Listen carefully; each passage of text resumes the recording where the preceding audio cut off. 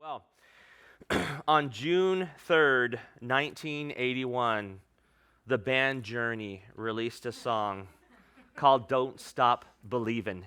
It's interesting, when you look it up, they left the G off. It's the N apostrophe. So it's technically Don't Stop Believin'. And this ballad became Journey's biggest hit. I'm sure you're all familiar with it.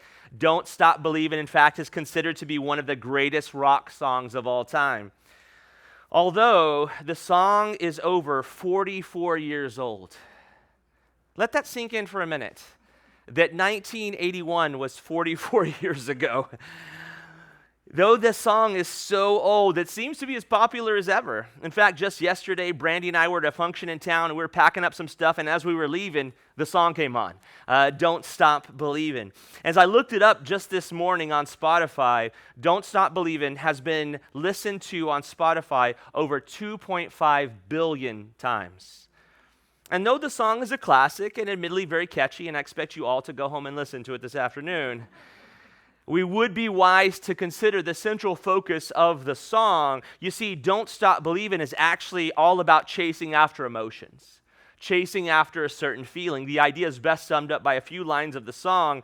Strangers waiting up and down the boulevard, their shadows searching in the night, streetlights, people living just to find emotion, hiding somewhere in the night. Don't stop believing, hold on to that feeling. So it's all about feelings, it's all about emotions, and for us as believers, we know that that's a dangerous place to go. That if we merely chase our emotions, merely chase our feelings, bad things can happen. But this is how we often operate. We end up living by feelings instead of living by faith. And as a result, many end up abandoning relationships. They end up leaving jobs. They end up switching churches as soon as their feelings fade. Because let's be honest, in any situation that we're in for the long haul, our feelings are going to fluctuate. They're going to go up and down. Our emotions will change. But thankfully, as we'll see in our text this morning, Jacob's most famous son, Joseph, his 11th son, is not a man who chases emotions or who lives by feelings. In fact, Joseph doesn't have a whole lot to feel good about at this point in his life. But that doesn't stop him from faithfully following the Lord. So that's my encouragement to you and to me. Though we may not feel like it, we can still be faithful. We don't have to give in to our feelings and our emotions. We can say to our emotions and feelings, no, I'm not going to listen to you. I'm going to keep doing what God calls me to do. You see, Joseph refuses to stop believing, but it has nothing to do with his emotions. Instead, Joseph doesn't stop believing because he has placed his faith in God and not in his feelings.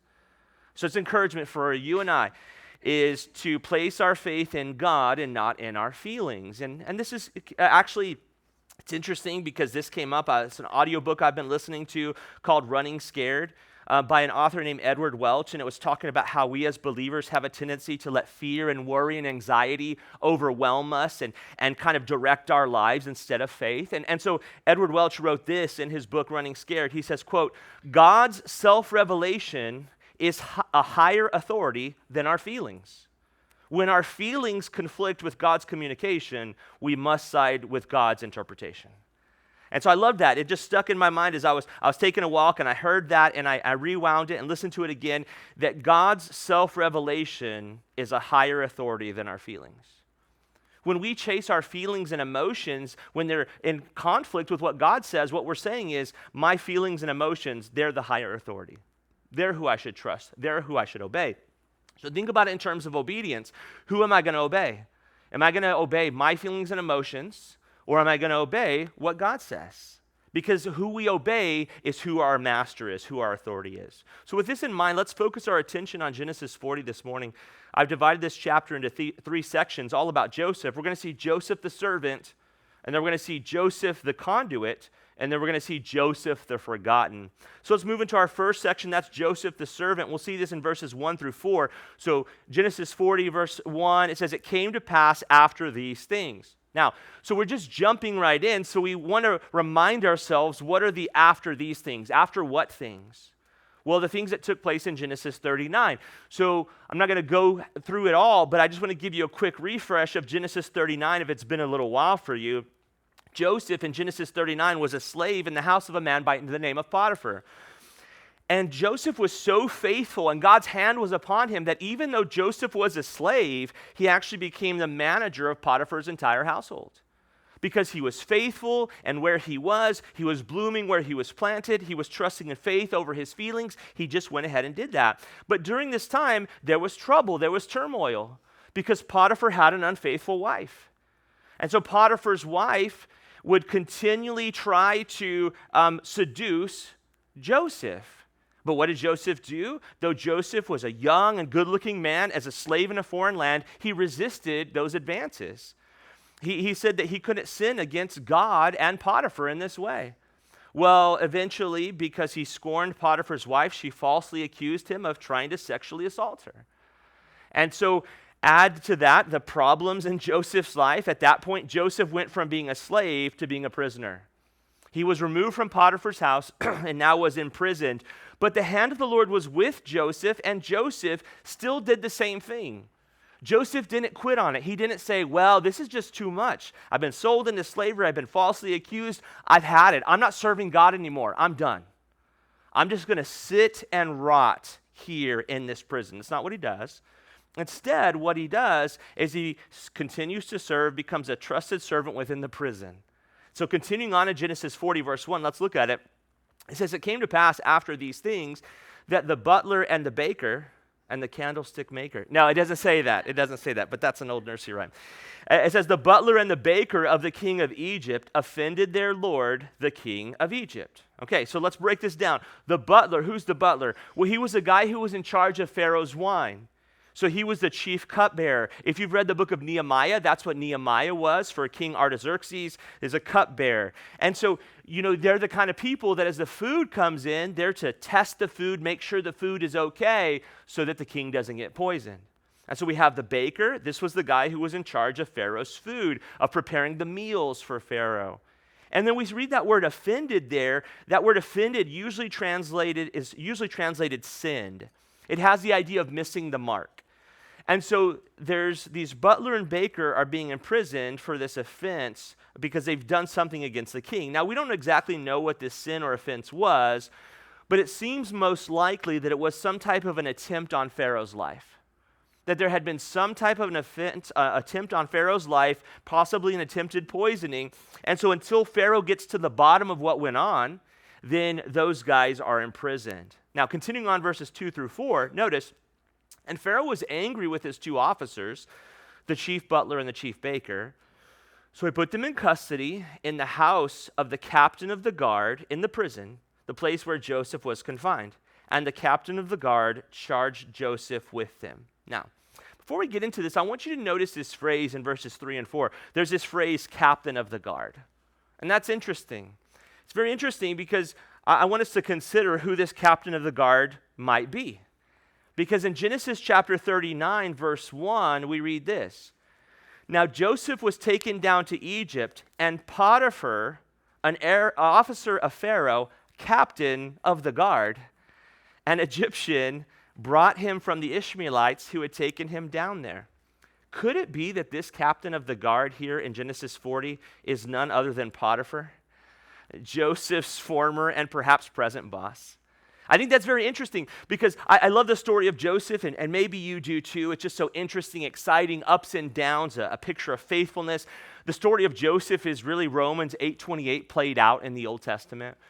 And so I think it's so interesting because I would imagine that if Potiphar had believed that Joseph tried to sexually assault his wife, he would have just had Joseph killed.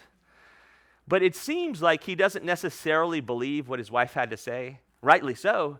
And so it seems that he puts Joseph in prison, but in such a way that he's still under his charge, and he trusts Joseph, and Joseph still, becomes a better and better servant, keeps on getting more authority because God's hand is upon him. Now, I don't know, this could be a different captain of a guard, just something interesting to think about. But what we see here is Joseph's faithfulness throughout.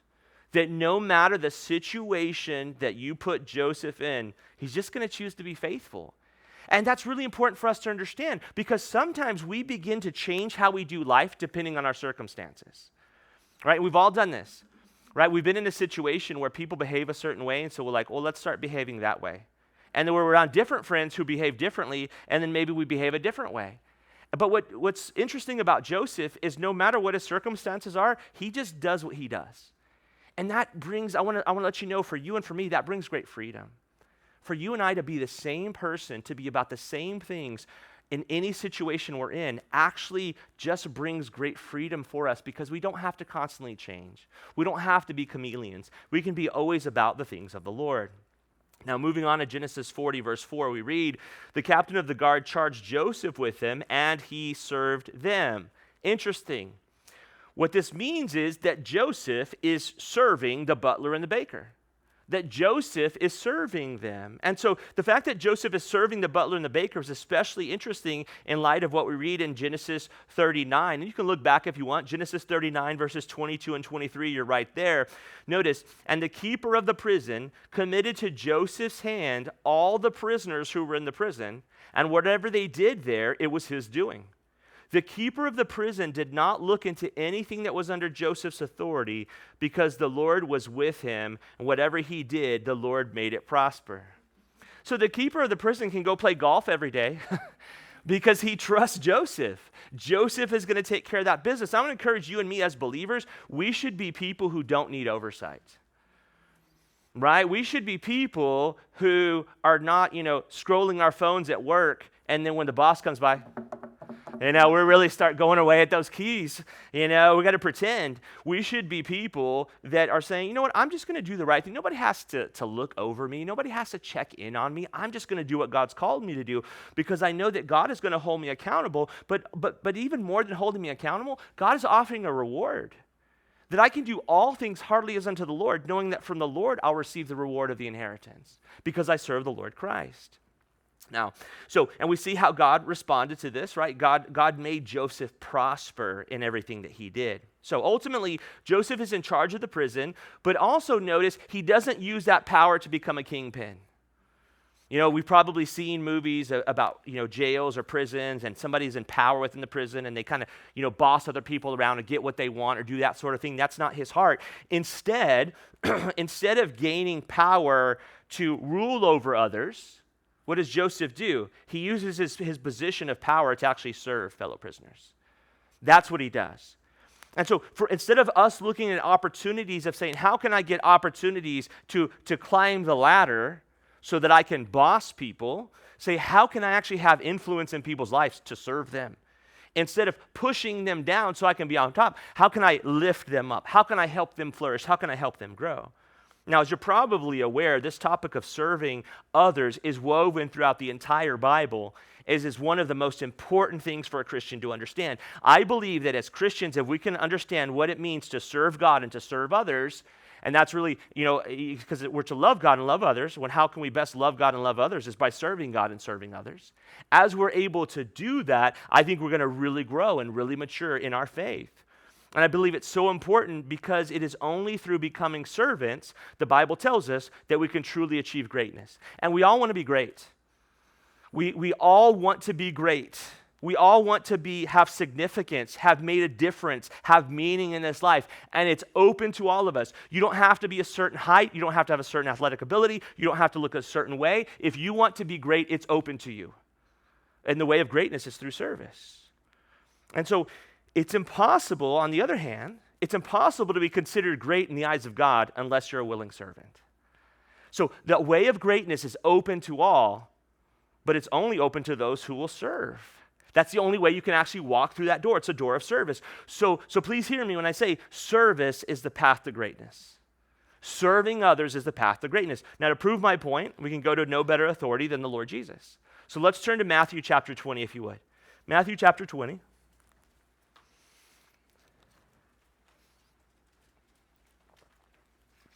We'll look at verses 20 through 28. We're nearing the end of Jesus' earthly ministry here. So Matthew 20, by the time we get to Matthew 20 on Sunday mornings, it'll probably be 2028. No, I'm just kidding. Okay, so Matthew 20, starting in verse 20, says, Then the mother of Zebedee's sons came to him with her sons, kneeling down and asking something from him. And he said to her, What do you wish? She said to him, Grant that these two sons of mine may sit, one on your right hand and the other on the left, in your kingdom. Okay, so this is a pretty radical situation. Maybe you're familiar with this, but James and John essentially hey, mom, Jesus likes you. Why don't you go ask Jesus if we can be like, first and second in command, after him, of course, but let us have the top two, like we'll be the top guys on the cabinet of heaven. Ask Jesus for those two positions. That's what they're asking for. And then Jesus in verse 22, and I think Jesus could say this to all of us in our prayers. Jesus answered and said to him, "You do not know what you ask." I don't know how often I'm praying for this thing or that thing, and Jesus is probably just saying, you don't know what you're asking for. He says, "Are you able to drink the cup that I'm about to drink and be baptized with the baptism that I'm about to be baptized with?" Now, this cup and baptism refer to the suffering and death of the Lord Jesus, about what he's about to go through, what he's about to suffer. And notice, without hesitation, they said to him, "We're able." No thinking about it, no considering it, not maybe like, well, maybe we should kind of rethink this thing, Mom. None of that. It's a flippant response by James and John. And so then Jesus really, he gives them an interesting answer. He said to them, "Okay, you will indeed drink my cup and be baptized with the baptism that I am baptized with. But to sit at my right hand and on my left is not mine to give, but it is for those for whom it is prepared by my Father." So he says, all right, you're asking for suffering, death, and power. How about I give you 2 out of 3? How about I give you the suffering and the death? Yeah, and so it's so interesting. And then notice the response of the rest, verse 24. "And when the 10 heard it," right, the other 10 disciples, "they were greatly displeased with the brothers." Why? Probably because they didn't think of using their moms, right, to come ask Jesus about it. So we see here the 12 are kind of a mess, right? They're fighting over it. And I remember this being portrayed. There was this real cheesy Christian movie that I watched back when I was an early believer. It was the late 90s. And they had this scene, and they had the kind of guys arguing about it. And I love Peter's character in the movie said, "Well, none of y'all walked on water." And I just loved it. That's not in the scriptures, but I love the passive-aggressive Peter, there in that situation. I thought that was super funny. But we see here that Jesus is going to have call one of his many staff meetings with the guys. And this is what happens over and over again. So don't be discouraged when Jesus calls you into his office, as it were, to have a sit down with you. This is something that needs to happen on us over and over again because we constantly are off track. Our fallen kind of desires and emotions and feelings get sideways, and so he needs to call them in. And so this is what he does. At this point, Jesus is going to call one of his many staff meetings to get them all on the same page. Please understand, it tells us in the book of Hebrews that God chastens those he loves. So if you're in a position today where God's been chastening you, you feel like, man, he won't let me get away with anything. I go to the right and he gets after me, and I go to the left and he gets after me. He's doing that because he loves you. He's training you. He's disciplining you. Verse 25 says, "But Jesus called them to himself and said, 'You know that the rulers of the Gentiles lord it over them, and those who are great exercise authority over them.'" So the disciples would have been all too familiar with this style of leadership among their Roman occupiers. Remember, they're occupied by Rome at this time. They're familiar with walking down the street and a Roman occupier mistreating them and lording it over them just because they have the authority. And we're familiar with this. We're familiar with bad bosses who mistreat their employers. We're familiar with bad politicians who do whatever they want to do because they're in power. But notice what Jesus says in verses 26 and 27. "Yet it shall not be so among you." He says that's not the style of leadership we're going for. That's not what we're going to do. "But whoever desires to become great among you, let him be your servant. And whoever desires to be first among you, let him be your slave." So he says, you've got to abandon this trying to rule over each other. You've got to abandon trying to have a position and I just got to get to this place, and so that people will do what I want them to do. He says, get rid of that. He says, greatness is found in serving.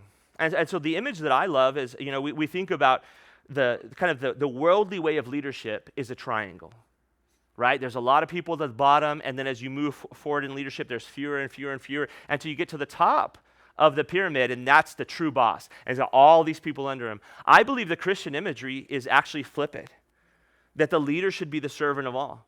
That as you're serving, you should actually move further and further down so you actually have more people that you're concerned about, more people who you're trying to uplift, more people who you're trying to help flourish, more people whom you're trying to serve. That's true leadership from a Christian perspective. So the Lord Jesus calls all of his disciples to live this sort of life because that's the example he set. Notice in verse 28, Jesus here, once again, is saying, I'm not telling you to do something that I didn't do. I'm actually calling you to follow me. Notice, just as the Son of Man did not come to be served, but to serve and to give his life a ransom for many. That's the whole point. That's why he came, right? To seek and to save that which was lost, to do what they couldn't do, to serve humanity in a way that they couldn't serve themselves. So the entirety of the Lord Jesus' ministry was actually focused on serving God the Father and serving humanity. Jesus said, I came because the Father sent me. I only do those things that the Father tells me to do. I say whatever the Father tells me to say. And I'm going to serve humanity by laying down my life for them. So if you and I are to walk in obedience to the Lord, if we're truly to live as faithful believers, then we should follow this example of the Lord Jesus, serve one another, and know that as you and I serve one another, we will be great in the eyes of God. You may not be great in the eyes of your fellow believers. You're surely not going to be great in the eyes of the world. And you may not be great in your own eyes, but guess what? None of that matters. We serve an audience of one. So all that matters when it comes to this desire God has put in us, each one of us, to be great is, does God think I'm great? And how can God view me as great? Was I serve? That's what I have to do. So we're going to have a sign-up sheet now for all people serving in the church. No, I'm just kidding. It hasn't been a lead up to that. But let's turn back to Genesis 40 and look at the end of verse 4. So back to Genesis 40, into verse 4, it says, the captain of the guard charged Joseph with them. That's the butler and the baker. And he served them. Joseph served them. So they were in custody for a while. So Pharaoh's doing his investigation. The butler and the baker, they're just waiting there day after day, awaiting their fate. And Joseph continues to serve them. All right, so this moves us now from Joseph the servant to our second section, and that's Joseph the conduit. Verses 5 through 19. Now, conduit's not a word that we use all the time, but if you've ever done work, electricity, you have the conduit, you run the wires through, all that kind of stuff. Here's how I'm using the word conduit. I'm using it as a vessel. So I'm using it as a person that acts as a channel for the transmission of something. Right? So a water pipe is a conduit, right? It's something that helps the water travel to one place to another. So I'm saying that Joseph was a conduit and you and I can be a conduit. That we can be the vessels of transmission, the channels of transmission for something. And so we're conduits for the Lord. You see, the Lord could just go directly, right, and do all that he wants to do.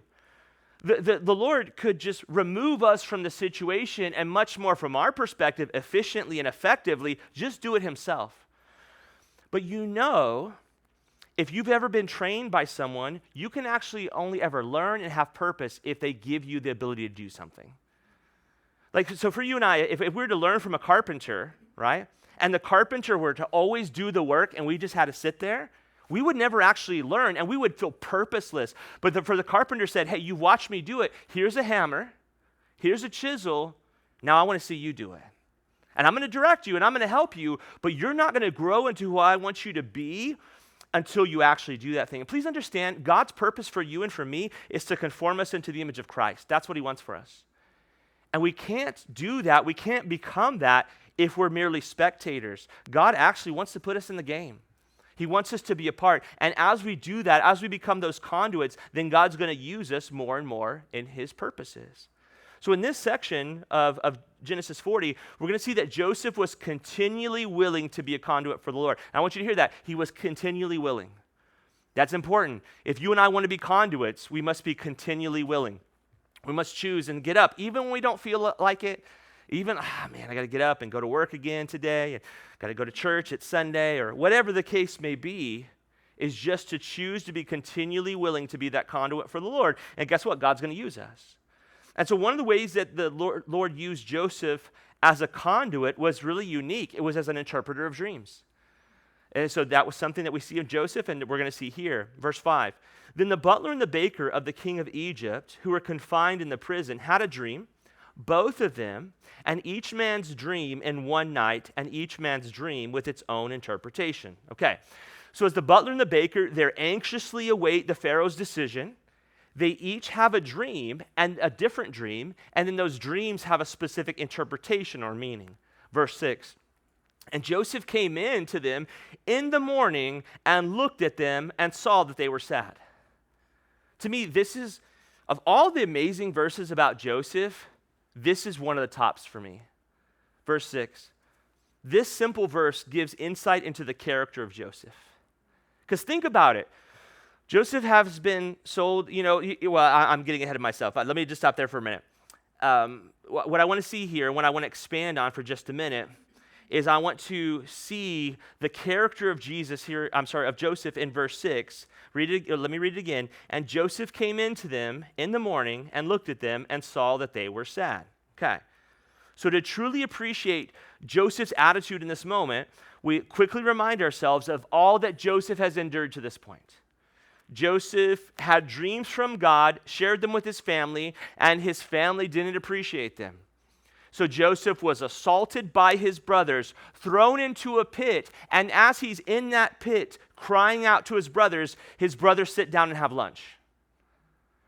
And then they get him out of that pit as they see people coming by, and they say, hey, we shouldn't kill our brother. I mean, we're not those kind of guys. Let's just sell him into slavery, right? I mean, that's way better. And so they sell him into slavery. Then while he's there, Joseph is faithful to the man named Potiphar. For years, Joseph serves Potiphar faithfully, resisting the sexual advances of Potiphar's wife until Joseph is finally accused and subsequently imprisoned. And think about all that Joseph had endured these times in Europe. Think about those dreams he had and then his current situation and wondering, is it going to turn out? Are things going to go the way that God said? Joseph at this point had enough difficulty for a lifetime. And yet through it all, Joseph didn't get bitter, he got better. It's a cheesy little saying, but it's actually true, right? Am I going to get bitter or am I going to get better? Because really when it relates to being a conduit, bitterness, what does it do? Bitterness causes a person to turn inward. And as you and I turn inward because of bitterness, what do? We clog up the conduit. It's just a bunch of gunk in the conduit because all we're focused on is self. The bitter individual is focused on self, has to spend their time on nursing wounds and on holding grudges. I don't have time to think about other people because I've been hurt too much. I don't have time to serve other people because I need to think about how I'm going to get back all those people who've done me wrong. But Joseph refused to go down that road. Instead, Joseph's misfortune was actually the building blocks to make him into a man of incredible character. Joseph's misfortunes were the refining fire that caused him to become this person of incredible character. So look again at verse 6, and we want to see the character of Joseph being manifested in throughout all that he's been through. And Joseph came into them in the morning and looked at them and saw that they were sad. A person who's consumed with bitterness doesn't notice the sadness of others, doesn't think about their condition. The bitter person is too focused on self to be concerned with the troubles of others. I have too much problems in my own life. How am I going to worry about your problems? I don't need any more grief in my life.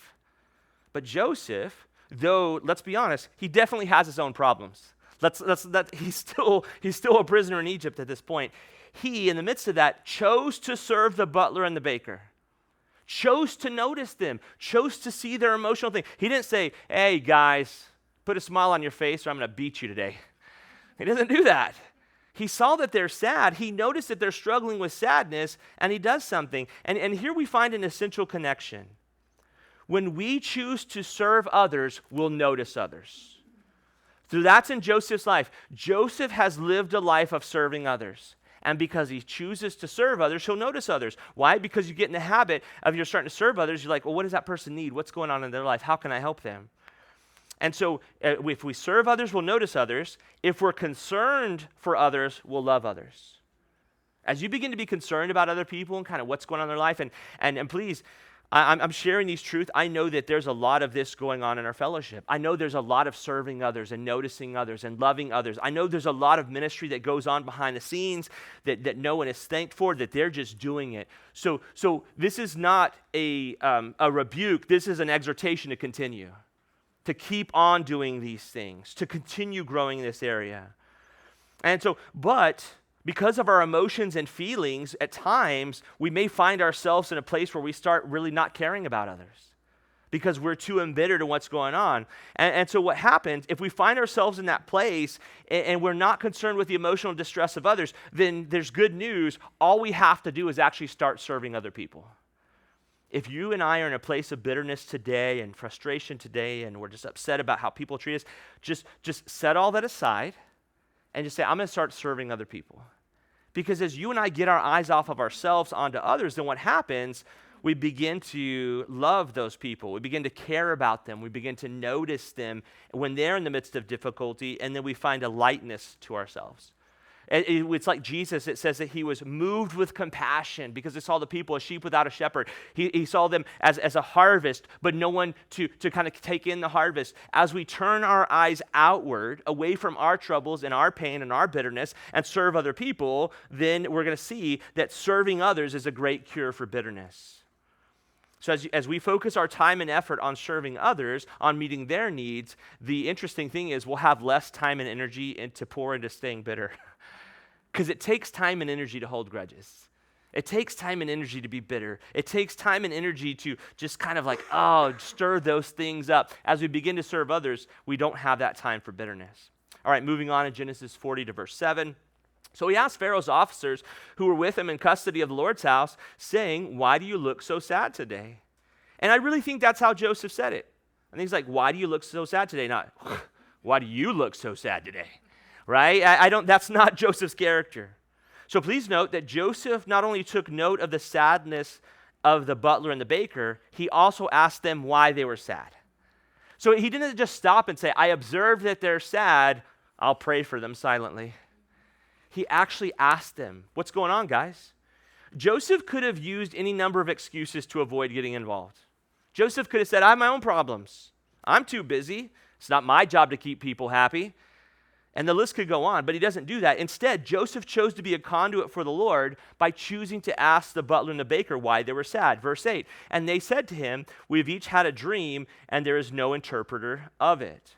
So it seems clear that they're talking to each other, right, about the dreams they've had, and they can't figure it out. They're disturbed by these dreams, and they believe the dreams are a message of some kind, but they don't know what that message is. Continuing on in verse 8. So Joseph said to them, do not interpretations belong to God? I love that. Daniel says something very similar in the book of Daniel. But I want you to notice three things from this simple statement. Do not interpretations belong to the Lord? Number one, we see throughout all his hardships, Joseph hasn't lost his faith in God. Through all his hardships, he hasn't lost his faith in God. He doesn't say, well, God must be dead, or God must hate me, or God must whatever, because of all that he's been through, he's refusing to view God through his circumstances. Instead, he's viewing his circumstances through God. So which lens are you and I using? Are we putting on the God lens, or are we putting on the circumstances lens? Because if we put on the God lens, then we're going to see through God, oh, these are what's going on in the circumstances. I don't really understand it, but I know these things about God. But if we flip it, and we look at God through our circumstances, well, then there's all kinds of craziness happening. And so through all his hardships, Joseph hasn't lost faith in God. Number two, Joseph not only still believes in God, he still believes in the validity of the dreams that God gives. That's radical, because Joseph had these dreams as a young man, and much time has passed. Years have passed, and the fulfillment of these dreams still hasn't gone, and yet Joseph still says, I still believe it. I still believe that God fulfills dreams. And I think that's important for you. God has given you scriptures over time, and maybe you're looking at those scriptures and you know what they say, but you're looking at your life and your circumstances and say, I don't know how these scriptures can be fulfilled. I can't see how he's going to do it. Well, the good news is it's not up to you to fulfill them. It's up to God to fulfill them.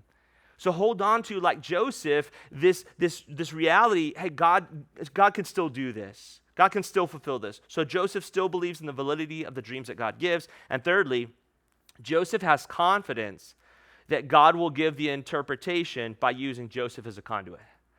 Joseph trusts that he'll give the interpretation. Now, he's not taking credit for it, right? Because he says God is the one who interprets. But intimated there is that Joseph is going to be the conduit. He trusts that God will do that. So we see the amazing faith of Joseph. Now to the last part of Genesis 40, verse 8. Notice what he says. Tell them to me, suckers. No, he doesn't say that. He says, tell them to me, please. Wow. Just the beauty of the life of Joseph.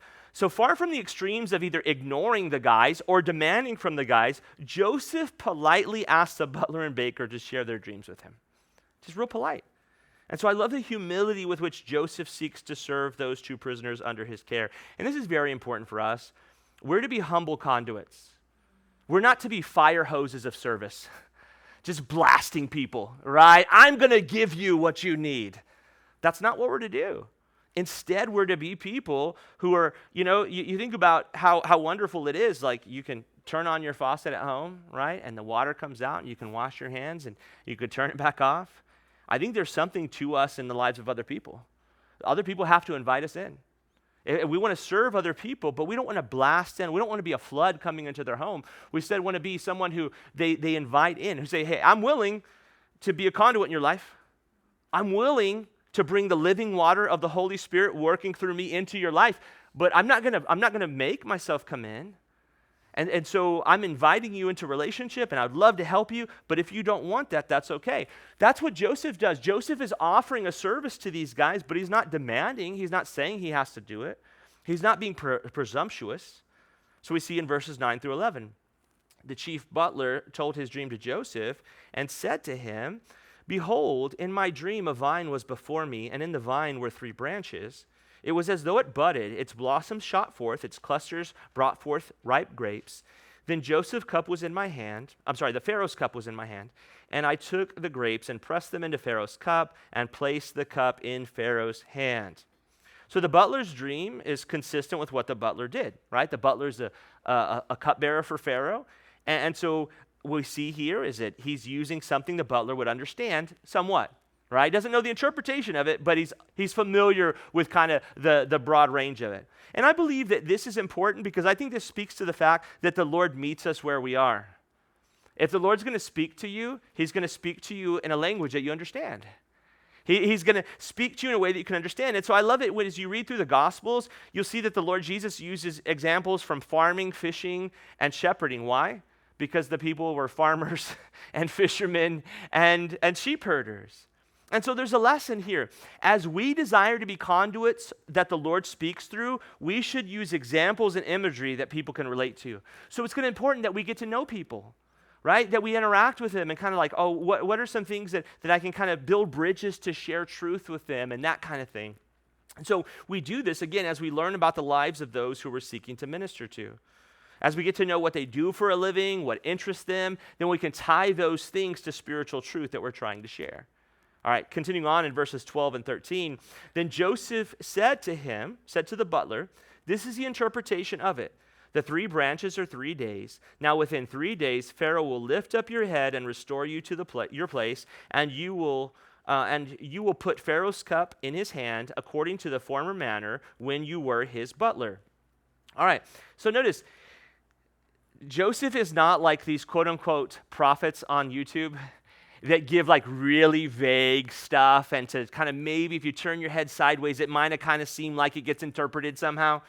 Joseph doesn't do that. He doesn't hedge his bets. He gives a very specific interpretation of the dream. He says in 3 days' time, the butler is going to be acquitted of all charges and be restored to his position as a cupbearer of Pharaoh. So we're going to get to see the butler would see in 3 short days whether or not Joseph was an interpreter of dreams or not.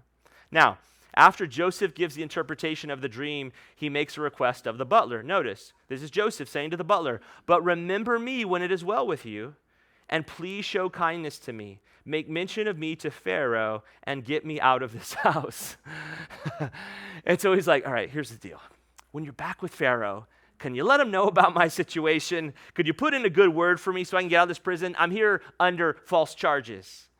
Verse 15, Joseph continues, for indeed I was stolen away from the land of the Hebrews, and also I have done nothing here that they should put me into the dungeon.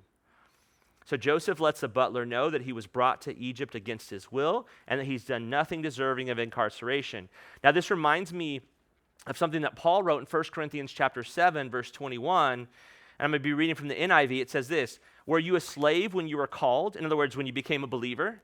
He says, do not let it trouble you. In other words, you can still be a believer as a slave. But then he says, although if you can gain your freedom, do so.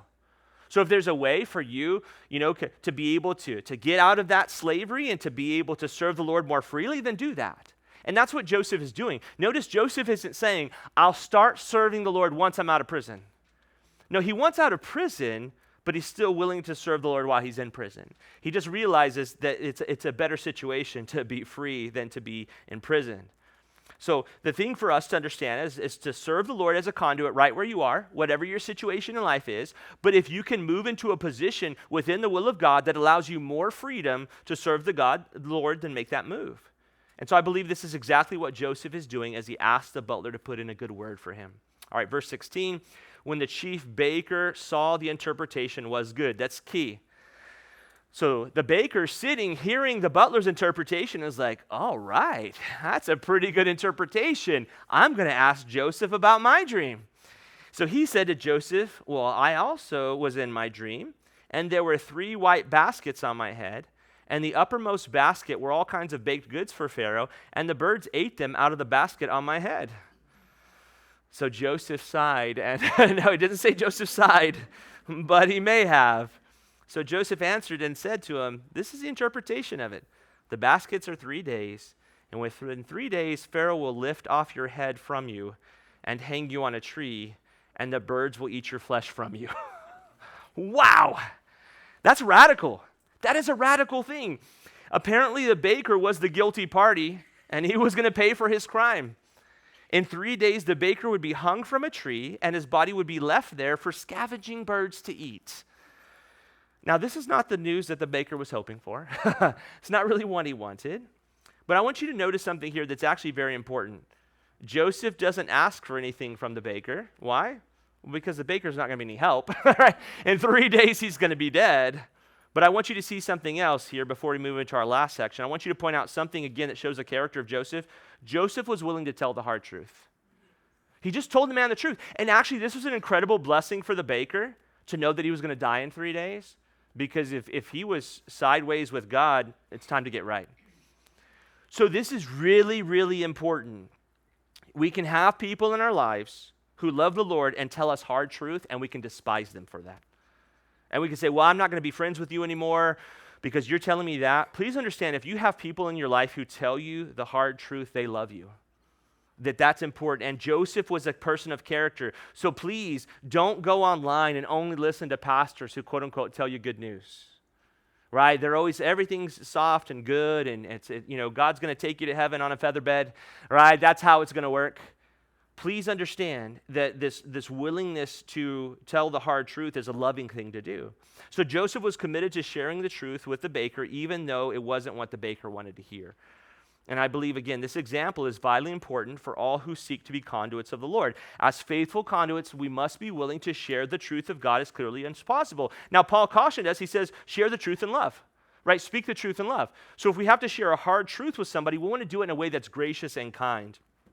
But we're not to shy away from bad news because it will upset the hearers. It's not our job. Remember, as conduits, it's not our job to decide the message. It's our job to deliver the message. It's not our job to decide the message, it's our job to deliver the message. And that really gives us freedom. Now let's move from Joseph the conduit to our final section. We'll move through this quickly. Joseph the forgotten in verses 20 through 23. So as you know, you're thinking about everything in Joseph's life, and yes, it's finally going to be his time, and he's served his hard time, and you realize that in the midst of it, it's still not yet. And hopefully this will be an encouragement to you, because maybe you're going through a hard season right now, and it just seems like this season will never end, and then it seems like it's going to end, and then something new comes up, and just realize that a good is coming. God is still working all things together for the good, but you may seem or feel forgotten for a while. And realize that if you feel forgotten, that you're in good company. As you look through the different heroes, the men and women, both of the scriptures and through Christian history, there's a lot who felt forgotten in seasons, and yet God was still at work in their lives. Verse 20, now it came to pass on the 3rd day, which was Pharaoh's birthday, that he made a feast for all his servants. And he lifted up the head of the chief butler and of the chief baker among his servants. Okay, So Pharaoh throws a big birthday party, invites all his servants, and they're having a good time. And he brings to the stage the butler and the baker. And so it seems that Pharaoh wants to make a strong point. He's gathering up all his servants, and he's pointing out these two guys. He brings out the two accused men, the butler and the baker, and the Pharaoh displays these men for all the other servants to see. Verse 21, and then he restored the chief butler to his butlership again, and he placed the cup in Pharaoh's hand. So in the presence of all the servants, Pharaoh reinstates the chief butler to his former position. Why? He's saying, hey, if you're faithful to me and you do the right thing, I may not know that you're doing the right thing, but once everything is cleared out, you're going to be restored. So be faithful to me. But in doing so, Pharaoh is going to encourage his servants by showing that faithfulness would be rewarded. But then we go to the other side of the equation, verse 22. But he hanged the chief baker as Joseph had interpreted to them. So the chief baker is found guilty. He's summarily executed. So both things happen just as Joseph said they would. Now, but the killing of the baker would send a message to any would-be traitors among Pharaoh's servants. Unfaithfulness will not be tolerated. So Pharaoh is using this as a teaching moment for his servants. Now, notice again the last part of verse 22. As Joseph had interpreted to them. Once again, Joseph is proven to be a true conduit of the Lord. His interpretation of the dreams come to pass just like he said they would. But then verse 23, here's where we see Joseph the forgotten. Yet the chief butler did not remember Joseph, but forgot him. Sadly, servant conduit Joseph becomes forgotten Joseph. That's a radical place to be. If we read this, Joseph did everything right and yet is still forgotten. Now, perhaps in the midst of all the festivities, perhaps in exulting in the relief of not being executed, the chief butler completely forgets about Joseph. And that's kind of understandable. But once again, Joseph is treated unjustly and continues to suffer through no fault of his own. And this is an important lesson for us as believers. You can be a true servant of the Lord. You can do the right thing, and things may still go poorly. Please hear that. Please hear that in this fallen world, you can be a true servant of the Lord, you can do the right thing, and things may still go poorly. If you don't believe me, read the Bible. It's all. The first guy that we see really serving the Lord is a guy by the name of Abel. And he's killed by his brother. And so this is how it is in this fallen world. But thankfully, it's not always going to be this way. Now, so again, serving the Lord faithfully does not guarantee that others will treat you well. In fact, we see the opposite is often true. That if we faithfully serve, there's a trouble ahead for us. But thankfully, as we kind of begin to wind down our time, others may forget us and the good that we do for them. But I have a verse to share with you to remind you that the Lord never forgets. The smallest thing that you have ever done for the Lord, for his sake, he remembers it. And the verse is Hebrews chapter 6, verse 10. For God is not unjust to forget your work and labor of love in which you have shown toward his name, in that you have ministered to the saints and do minister. Notice that work and labor of love. What is that saying? It's saying that God is not an unjust employer. God's saying, you're going to work for me and you think that I'm not going to repay you someday? What kind of boss do you think I am? So we have to remember that, though we may be forgotten by those around us, we may feel like, the good that I'm doing, it's not remembered. God's got a really long memory. God is not going to forget that work we do. So I'd encourage you to keep on going and to hold on to that verse and realize the day is coming where God will reward you for the work you've done in his name. So we're going to stop here for today. And again, I would encourage you, sometime this week, read the rest of Joseph's story. It's encouraging, it lifts you up, and it reminds you of how God is able to bring the good out of the bad. It reminds you that God is working all things together for the good. So as we close, and before we move into our final songs of worship, I want to leave you with 3 closing applications taken from our study. Number 1 is, are we willing to seek greatness through serving others? Please understand, God wants us to be great. God wants us to be the greatest that we can be. God wants to say to us, when as we go before him, hey, well done, good and faithful servant. Enter into the joy of your Lord. But there's only one way to greatness, and that's through serving. As we serve others, we'll become great. Number two, are we willing to be faithful conduits of the Lord, loving the people that we speak with? God doesn't ask us to be something kind of just amazing in our own eyes or people that God, that other people write a book about. He just wants us to be faithful. Will we just faithfully love the people that we speak with and allow God to speak to them through us? Be those faithful conduits. And thirdly and finally, and this is the hardest one perhaps, are you willing to be forgotten? Are you willing to be forgotten by others as you faithfully serve the Lord, knowing that the Lord sees and remembers? That's the hardest thing for man, because tied into this greatness and this sense of meaning and eternity in our hearts, mankind just wants to be remembered. That's why people have, these buildings at universities with their name on it. Not because they love the university so much, because they want their name to be remembered. And so the hardest thing for us as believers is to be willing to be forgotten, to be willing to be overlooked. But we can do that. We can be forgotten by others even as we faithfully serve them, because we know that the Lord sees. The Lord remembers. The Lord doesn't forget. So I encourage you, don't stop believing. Walk by faith and not by feelings, and you will see the Lord work through you.